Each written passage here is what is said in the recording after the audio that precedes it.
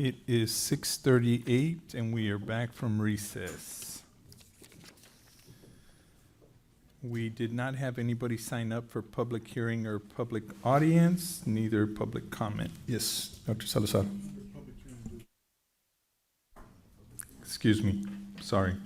Under public hearing, we need to do the first financial integrity rating system of Texas. Dr. Salazar. Mr. Trevino, members of the board, this evening we present pursuant to Texas Local Government Code Section 180007, the Financial Integrity Rating System of Texas, the accountability instrument that is used for our finances. And here to present is Mr. Pablo Basaldua, our CFO. Pablo? Thank you, Dr. Salazar. Board President, members of the board, again, I'm here to give you a brief presentation on our first.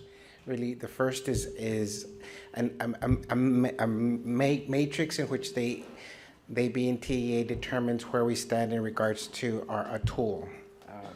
Again, it's the primary goal really ultimately is to evaluate the management processes of the district and also to assess, the overall transparency within the district related to our finances. It creates transparency, and it's something that's done, throughout the state. The district has received the highest possible rating each and every year, and I'm going to go over each of the different indicators. Back in 2022, that's where there was an increase in the number of indicators. We used to have 15, and now we're up to 20. And the other thing that changed recently was now we are just the accountability ratings. It's the same thing. Now we're an A through F, rating scale. The different type of critical indicators are in 3 different ranks. They're either a critical indicator, a solvency, or financial competence. So it's 1 through 5, 6 through 12, and 13 through 20. The most important indicator really lies in 1 through 5, the critical indicator. Should we fail one of those 1 through 5, then it's an automatic F. The critical indicators, number 1, it's in relation to our financial audit report. The financial audit report, was it delivered within 30 days? Yes, so we passed. Did the independent audit report, was it an unmodified opinion? Meaning, was it a clean report? And yes, it was. Number 3, was it in compliance with payment terms related to debt? Meaning, did we ensure that all payments were made that were required? And yes, they were. And did the school district make timely payments to TRS? Or to the IRS or TWC, and yes, all payments made were in a timely manner. And rating number 5 was not scored. Solvency indicators. These are related really to the ratios. They take our financial statements, which is the audit, the most recent audit that they have on hand, and they pretty much break down each and every one of these areas. Number 6 being the average change in unassigned fund balance over the last 3 years. So in essence, they took our fund balance for the last 3 years, the unassigned portion, and they want to make sure that there was no change greater than 25%. We remain very consistent within that number, so of course we passed that ceiling. The other area, which is either or, being the number of unassigned fund balance being more than 75 days of operation, and we've had consistency close to 80 each and every year. Number 7, one of the ratios that they do is cash on hand. Cash on hand and investments, in essence, is it sufficient to cover, daily operations? And yes, we do have. So we got a perfect score of 10. Number 8 being the current assets to current liabilities ratio sufficient to cover short-term debt. The district doesn't carry a whole lot of short-term debt, so yes, we had sufficient coverage. So we scored a perfect score of 10. Number 9, general fund revenues equal or exceed expenditures, and yes, we scored the perfect score of 10. Number 10 wasn't rated, so they give us the 10 points. Number 11, the ratio of long-term debt liabilities to total assets sufficient to support long-term solvency. Again, this goes back to, do we have sufficient funds to cover any type of outstanding debt? And yes, we did. And number 12 was the total debt per 100 assessed value sufficient to cover the future debt payments. Again, we met the requirements and we had the perfect score of 10. 13, financial competence, was the school district administrative cost ratio equal or less than the threshold ratio? So in essence, this is where they look at, the threshold within function 41. They determine what our expenditures are related to that function to see if we meet the threshold, and yes, we did. 14 and 15 are not rated. And then number 16, that the PM's report submitted, resulted in a total variance of 3% for all expenditures by function. So in essence, again, they're taking the 3 years data related to the last 3 audits to make sure that the variance doesn't exceed the amount that they said. And we've been very consistent in relation to our expenses. So we passed. 17, that the external auditor report, was it free of any material instances? So in essence, have we been receiving clean audits? When they come and they look and related to our internal controls or anything of that manner. So since we've had clean audits, the ceiling passed. Did the external auditor indicate, was it free of any areas of concern in relation to the grants? Again, the same thing, but instead of related to just, this specifically focused on, anything related to the federal fundings that we get. And of course, it was a perfect score of 10. And do we post the necessary requirements? So after the audit is complete, we are required to post on the district website the information related to the audit for the public. And again, we posted the necessary information, so we passed. And again, the last one, that the board members discussed the property values at a board meeting within 120 days. So each and every summer, we have a workshop where we discuss the changes within our property values. And of course, that's how it's rated within our first. So the district did receive the perfect score of 100. Again, critical indicators, we all passed them all. And so we did get a superior rating of A. Any questions? Any questions from the board? Mr. Henderson. Just a comment. I just think that is excellent. Speaks of the great administration and stewardship of Dr. Salazar, Mr. Bazaldua, with fiduciary responsible to the taxpayers and to the parents here. And you all have done an excellent job to get a perfect score. Well done, sir. Thank you, sir. Thank you, Mr. Balsaldua, for that presentation and all your hard work, dedication to that. Okay, now we're moving on. Public audience and public comment. Nobody signed up for that. Brings us to district presentations. Number 1, annual auditor's report and financial statement. Mr. Trevino, members of the board, this evening we have Alfred Vera, the audit manager with Gascos and Associates, here to present the annual audit report. Welcome, sir. Thank you. Good evening, Mr. President, members of the board. My name is Alfred Vera. I'm the audit manager, and I was also the lead auditor on the audit for this year. So I'm here tonight to present to you the annual financial and compliance report for the year ended August 31st, 2023. First of all, I would like to thank Mr. Bazaldua and his team for all their hard work, all the information that they provide to us. It makes our jobs as auditors a lot easier when we request items and they provide it timely. So thank you for that, Mr. Bazaldua. Now, I will be going over the hard copy this evening, so if you have that in front of you, the page numbers that I will refer to will be those page numbers. And I will be touching on a few items this evening, so if you'll turn with me to page 2, that'll be the independent auditor's report. The independent auditor's report is based on us as auditors coming into the district and requesting items, testing samples, reviewing your internal control processes, and reviewing your conformity to the policies. And then we form an opinion, and an opinion based on if the financial statements are presented fairly in all material respects, and on our opinion, we provide reasonable assurance that they are free of material misstatements. And once again, Los Fresnos CISD has earned an unmodified or a clean opinion. So congratulations on that. If you'll turn with me to page 5. Page 5 is the management's discussion and analysis. The management discussion and analysis, otherwise known as the MD&A, contains comparative information to prior year, some financial analysis, and some additional information for the reader of the report. Now, if you'll turn with me to page 13, Page 13 contains the balance sheet for the governmental funds. For tonight's purposes, I will be going over the general fund.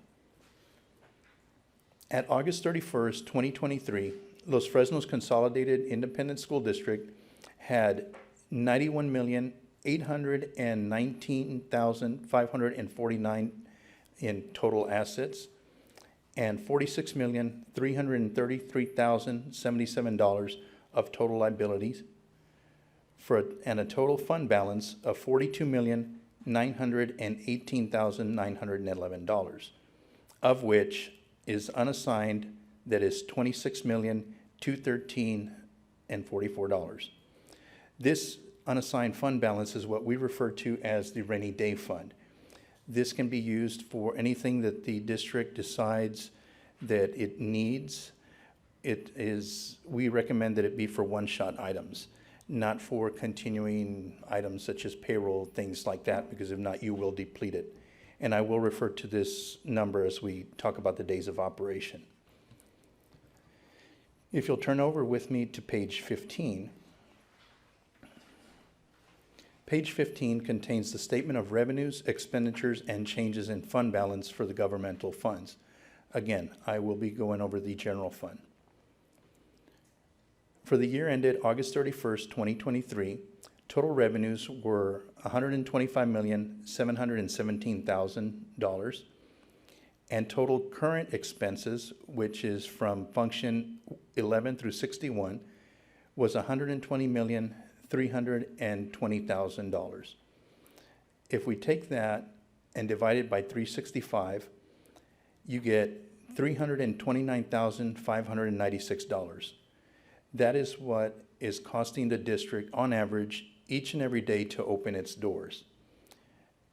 Now, if we take the unassigned fund balance of $26,213,000 and we divide it by that $329,596, you get about 80 days of operation. So congratulations on maintaining that as well. We normally recommend 60 to 90, so 80 is a good number. And the last two items I will touch on this evening are on begin on page 76.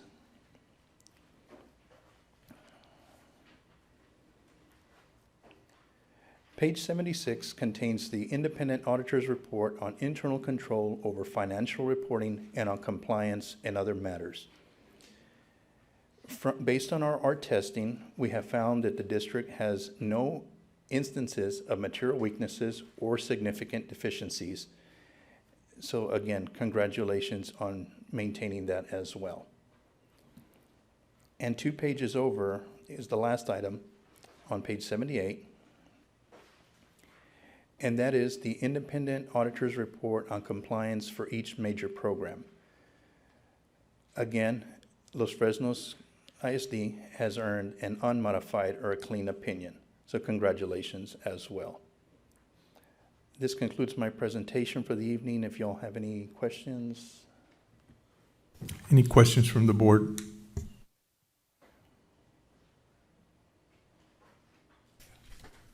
Thank you, Mr. Vera, for that presentation. Thanks, everybody, for your hard work. We've become accustomed to the first and being excellent at that, but I know it takes a lot of work, and it's a team, and so everyone's doing their part, and we really appreciate that. Once again, thank you, Mr. Vera, for that opinion. Thank you all very much. That brings us to district reports, financial reports, A, portfolio report, B, tax collection report, C, summary revenue and expenditure status reports, D, monthly disbursements, E, budget adjustments, F, capital project funds. Any questions on district reports, as well as the 2023 annual investment report? Ms. Garcia? I don't know if this is where I can ask it, but, okay, so there was mention that we have 80 days. I know the minimum is 60. What is frowned upon as like too much? Like how many days would be? You start getting close to 90, it's Okay. frowned upon. Yes, ma'am, Okay. 90 days.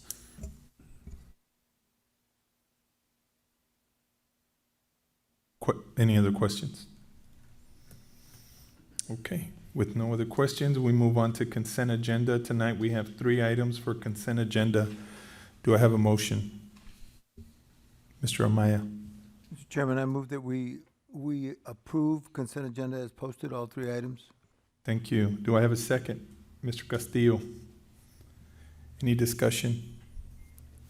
There being no discussion, all those in favor of approving consent agenda as written on today's agenda, please raise your hand.